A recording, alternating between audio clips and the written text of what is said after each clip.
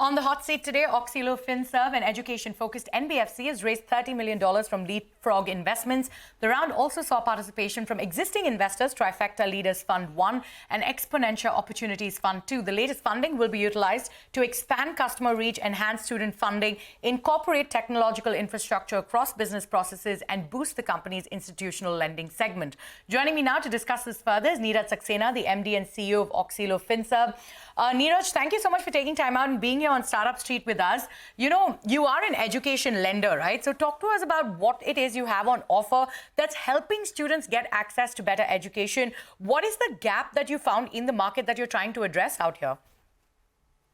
Thank you. Good evening. Thank you for having me on the show. So I think traditionally what used to happen in the education financing space, by especially when banks used to operate, they were more focused on lending education loans like a personal loan or like a mortgage loan, right? The focus on the education was not there. With specialized NBFCs like us coming into picture.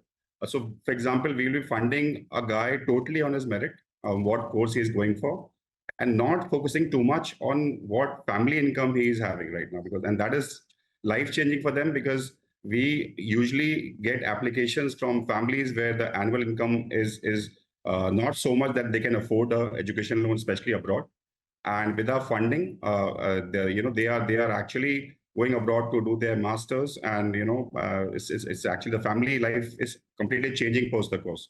So I think the focus on education as a underwriting parameter, Right, rather than financials of parents, is something which very differentiate. Right, absolutely. It's a different way of looking at things, especially for education loans, right? But if you could talk to us about the growth you're seeing in your loan book, where is the demand primarily coming from, and where are these students heading mostly? So US is the major driver, because finally, if you see, especially for masters, till graduate in India, you have a lot of opportunity.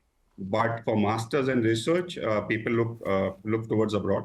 And I think US is a major driver, where majority of students, especially engineers, they go for their masters in STEM courses, followed by Canada, UK, Ireland, Australia, New Zealand. All the countries are there.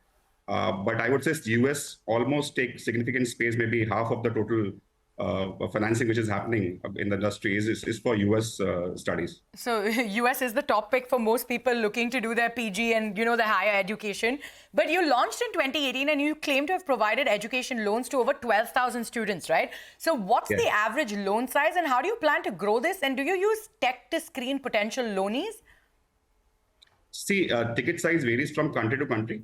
On an average, I would say, if you see at the company level, at a portfolio level across countries, it'll be around 30 lakhs or so. And for US, it will be more. For some other countries, it will be lesser. For UK, it will be lesser, or for Australia, for Ireland, etc., it will be lesser. So ticket size, of course, as the currency fluctuations keep on happening, the funding demand keeps on going up. And when we are focusing totally on merit, and we're focusing on students who are going to get the job there and going to be earning significantly, especially in STEM. So we don't hesitate much in terms of giving a larger loan to them. So 7 years journey or 6 years operationally, 12,000 students, and we actually in the next 3 years want to reach to a loan book size of 8,000 to 10,000 crores. Right now we are at 3,100 crores, and I see that the potential is going to be going up as we are moving forward. As still for masters, especially, India will take some time to actually have quality institutions for them to stay here. Right. So India is going to take some time on that count. But, apart from loans to students, you also give out loans to the education institutions as well, right? To, help them build their infra and all of that. So will you double down on this part of the business as well? What's the plan over here? So right now, more than 90% contribution in the loan book is from student loans. But yes, we do this funding as well. And here we are not focusing on educational institutions which are in metros or very premium per se.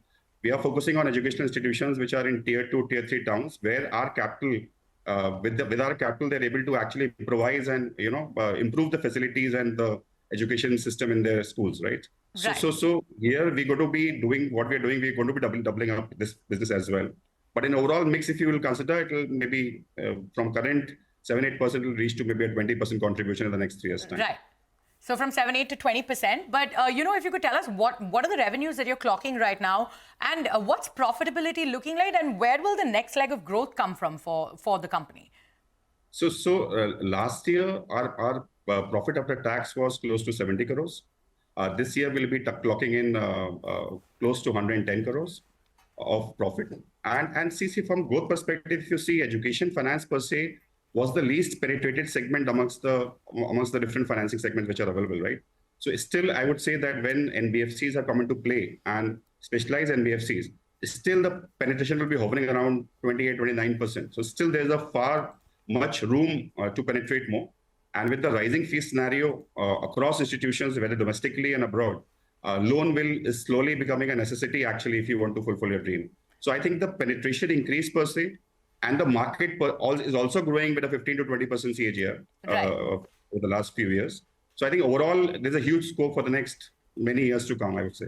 Absolutely. So big opportunity here, and you can penetrate further into this market. All right, Neeraj, thank you so much for taking time out and being here with us on Startup Street. My